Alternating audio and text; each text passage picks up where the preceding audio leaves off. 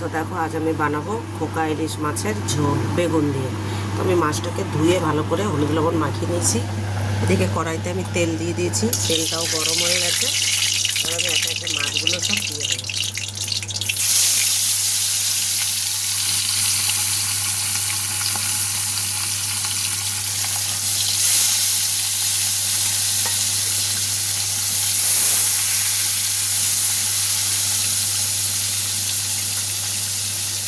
আর এখানে দেখো আমি দুটো লম্বা সাইজের বেগুন নিয়ে নিয়েছি। বেগুনটাকে আমি সুন্দর করে কেটে নেবো সাইজ মতন।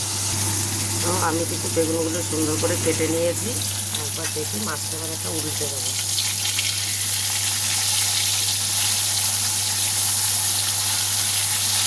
এই মাছটা কিন্তু একটু কাটা বেশি হয়, কিন্তু খেতে স্বাদ হয়, যেহেতু কাটা মাছের স্বাদ বেশি।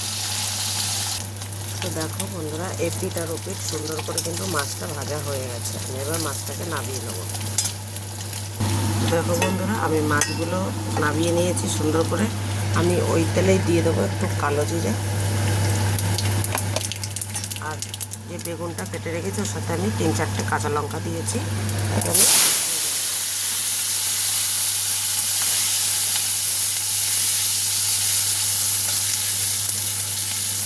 এটাকে সুন্দর করে লাল লাল করে বেগুনটাকে ভেজে নিতে হবে আমার ফার্স্টে। দেখতে পাচ্ছ?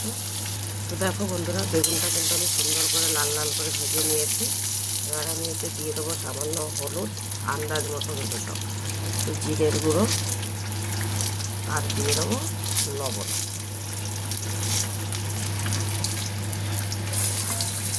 দিয়ে দেওয়ার পরে এটাতে আমি সামান্য একটু জল দিয়ে দেবো।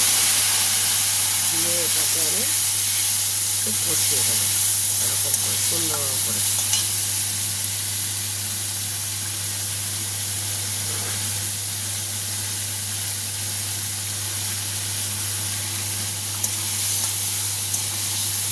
যতক্ষণে জলটা মরে যায় ততক্ষণ একটু কষিয়ে নেবো। দেখো জলটা পুরো শুকিয়ে গেছে, তেল বেরিয়ে গেছে। এবার আমি কিন্তু এইভাবে একটু জল দিয়ে দেবো পুরো। জলটা আমার দেওয়া হয়ে গেছে, জলটা যে ফুটে যাবে মাছটা দিয়ে দেবো এটা। তো দেখো বন্ধুরা, ঝোলটা কিন্তু ফুটে গেছে। আমি এবার একে একে মাছগুলো সব দিয়ে দেবো।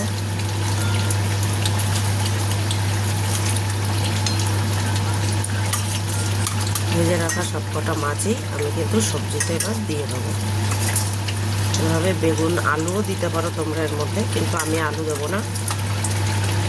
এটা শুধু বেগুন দিয়ে বেশি টেস্ট লাগবে। আর এই মাছটা যেহেতু একটু কাটা বেশি, মাছে এমনিতেই স্বাদ হবে।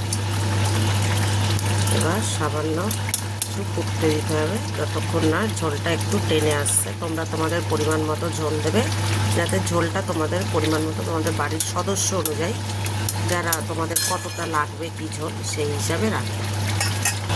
তো দেখতে পাচ্ছ আমার কিন্তু তরকারিটা হয়ে গেছে। আমি একটু একটু বেগুনগুলোকে একটু একটু এরকম ভেঙে দিয়েছি, 2-3টে বেগুন। ঝোলটা আমার একদম ঠিকঠাক পারফেক্ট হয়েছে।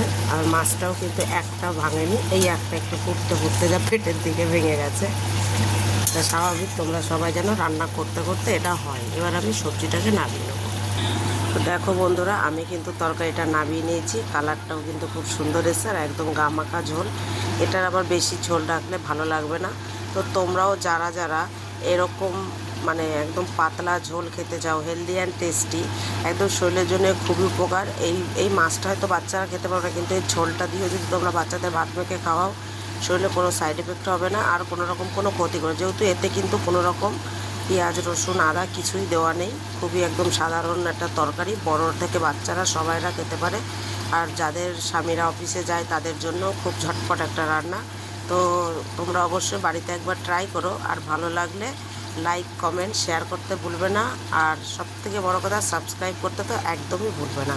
তো বন্ধুরা, বাই, সুস্থ থাকো, ভালো থাকো, আর ভালো ভালো রেসিপি রান্না করে বাড়ির সকলকে খুশি করতে থাকো, আর নিজেও তারিফ কুড়াতে থাকো। তো গুড বাই।